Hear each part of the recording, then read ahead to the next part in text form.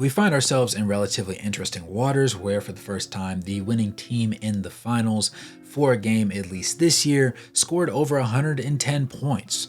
And ironically enough, it also ended up being the Dallas Mavericks. They saw a lot better play from Luka Doncic for one, and also Derek Lively was a player that came alive in this one after, in the first 3 games, seeming to be just that rookie 20-year-old, 19-year-old player that everybody saw him to be previous to being in the playoffs, before obviously he came onto the scene and started playing out of his mind.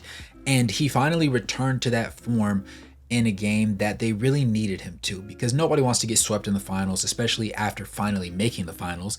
And to his credit, he is one of the few recent rookies to have actually had the opportunity to play significant minutes in a finals run. At the same time, we saw poor play from the likes of Jaylen Brown, Jayson Tatum, Derek White, and Jrue Holiday to a certain extent. The only person that was in the regular rotation for the Boston Celtics that played significantly better or on par with their own numbers was, ironically enough, Sam Hauser, who was 5 of 7 from the field and 4 of 6 from three-point range. Though with his 14 points, he still managed to be in a negative 20 box score plus minus situation. So that just tells you how things went today. The win went to Dallas 122-84, which was significant, and the starters got pulled in the third quarter for the Boston Celtics as they prepare to gear up for Game 5, hopefully planning to win it at home on their own floor. But I still wonder exactly if it will be that easy. Now, we understand that the first game of the finals is always a feeler. It's always, in any series, just like the test game where coaches try out different things, see how the other team reacts to it, see how the other coaching staff reacts to things, and then you just kind of go from there. So that game wasn't something that was too dangerous when you look back at those numbers. But games 2 and 3 were very winnable games for the Dallas Mavericks, and if certain things go a little bit better their way, you see them potentially being either up 3-1 themselves or having the series in more realistic fashion being set at 2-2. Now, they did end up having a wonderful game from Kyrie Irving yet again, and this time it did not go to waste because Luka Doncic played much better defense. Honestly, the best defense he's played in this entire series, and it looked like the Luka Doncic that we saw, for example, against the Timberwolves, and even so on and so forth in previous playoff games, this entire playoff run to get to this point.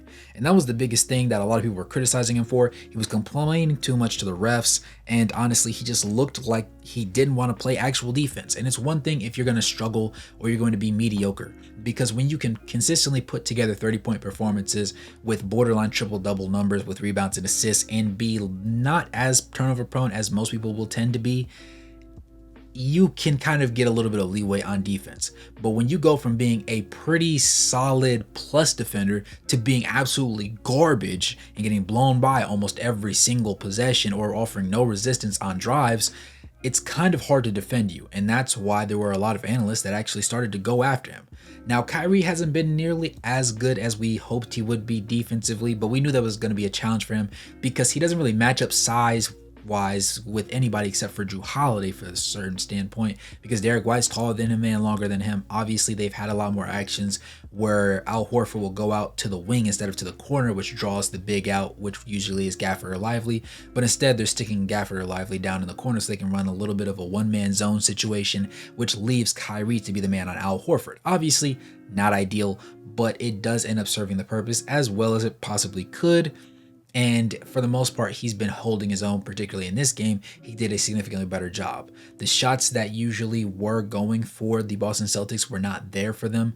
Their starters combined for 7 of 23 from three-point range. And like I said, Sam Hauser was the only guy that shot significantly better or up to par with what he usually did. He was 4 of 6. You saw Peyton Pritchard go 1 of 6 from 3. And you saw Svi go 1 of 5 from 3. So they just weren't very good. And Jaylen Brown and Jayson Tatum together were a combined 2 of 9. So that just goes to tell you exactly what was going on. Collectively, Jaylen Brown had 10 points in his 27 minutes. Jayson Tatum had 15 points in his 27 minutes.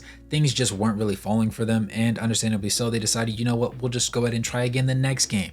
Porzingis was allegedly available for this one, but there was supposed to be specific conditions that needed to be met in order for them to be willing to play him, and they actually didn't play him.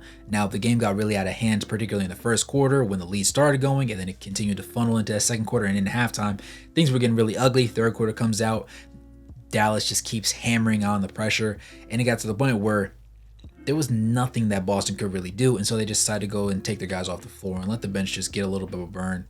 And it's unknown whether they're going to continue to see this as a mainstay thing. If next game ends up going that way, I think that they'll probably try and dog it out a little bit more in that one because it is going to be on their home floor. And who doesn't want to win the finals at home? Winning on the road is pretty decisive. It's kind of like that knife that just catches somebody in the jugular and puts them in a situation where it's embarrassing to lose in front of your home crowd, and then the confetti flies out and the other team gets crowned inside of your gym. Like, that's embarrassing. But if you can manage to win and be successful at home, then you feel a lot more confident and comfortable in your ability to just, number one, get the job done, and number two, it feels a lot better when you do it because everybody's on your side as soon as you complete the mission. I think that could be a little bit at play and why they didn't go as hard, but that doesn't excuse the fact that they actually got knocked out of the gym pretty freaking bad, especially out the gate. And the biggest thing was Luka was actually offering resistance. Now, he wasn't perfect, right? He wasn't the exact replica of what he had been in rounds previous, but he was a whole lot closer. And that's the thing. He never had to be a perfect elite two-way defender. He just needed to be reasonable enough on the defensive side of the ball to allow him not to be an absolute cone, because they were attacking him continuously in actions as they were going to, because he is the weakest link defensively, because he doesn't have the same quick feet and speed, at least from the hand speed perspective, as Kyrie Irving, but he is a girthier build. But at the same time, if you wear him down and put him in pick and roll coverages and force him to play defense, either he's going to play or he's going to sell. And the first 3 games of the season, that's what he did. He sold. He tried to buy charges while not being in a defensible position. He got little silly tic-tac fouls here and there reaching around. He baited himself too hard. A lot of times he overreached. Sometimes he wasn't closing out properly. He wasn't either closing out too well, or he just decided not to close out at all. And when you have other guys that are flying up and down the court doing everything that they can trying to buy a game, he needs to be better. And I think he got the message after getting grilled by everybody. I don't know if there was a conversation with Jayson Kidd and the rest of the coaching staff, with ownership talking to him, or even Kyrie or the rest of the players, but he seemed more bought in this game, and that's what made all the difference. Now, there were other things. Like I said, Dereck Lively playing really well. He ended up having a double-double at the end of this one. Kyrie had another great game, shot well from the outside, and this was the first game of the series where they actually shot and made more threes than the Boston Celtics did, in a situation where they necessarily needed it. And of course, there were a couple threes that happened later on once the game was completely over. But at the same time, you can't sit there and be outshot from 3-point range and give up 7 more made threes than your own team and expect to still win that game, because you're going to have to take a lot of twos and make a lot of twos in order to make up for that situation that you put yourself in. And I just don't think that that's a very sustainable thing to do. Now, going forward, it's 3-1. They're going to the hardest stadium to play in. As far as win-loss records go, the Celtics have it better and second to none, to the point where they've never lost 3 games in a row the entirety of the season, much less 4. And now the Dallas Mavericks have to put themselves into a position to where they expect them to be able to steal 3 games, and 2 of them being on the road, because they lost their first game at home, which was why they went down 0-3. In that situation, Luka cannot be the one to sit there and foul out like that. All of his fouls were legitimate. There was one that I was kind of iffy on, but at the same time, he can't put himself in a position where you have 5 fouls. You're going to try and draw a charge when you're not in a defensible position. You didn't beat your man to the spot. You're just going to go ahead and fall out on the ground. You're going to force the refs to call something, but the situation is they're going to have to call it on you because you're not in a defensible position. So he kind of sold that one. If you get that one back, I think they do in that game, and it is able to happen, even though he was shooting an abysmal number in the 4th quarter. This particular finals game, things looked a lot better. Things looked a lot more smoother, and you even saw Dereck Lively hit threes, and that was very important because they saw a lot more production out of their corners. You saw PJ Washington finally come alive and get some shots. You saw Derrick Jones Jr. also hit a 3. Combined, they were both 4 of 8 from the field in total, so they combined for a total of 11 points, which isn't exactly up to standard, but they were able to get it done because Kyrie and Luka both had 21 and 29 respectively, and that made the difference. One thing that was important though, even though they ended up blowing them out by such a wide margin, is the fact that Luka shot 0 of 8 from 3, and Kyrie finally hit 1 3, but he was 1 of 6. Overall, he was 10 of 18 from the field, and Luka was 12 of 26, so ultimately it really didn't matter, but that's just something to keep an eye on going forward. And obviously, Kyrie hasn't had a good game in Boston this playoff series, and in my original presentation video, I suggested that it might be something to look at, even though I didn't think that Kyrie would struggle too mightily as he has.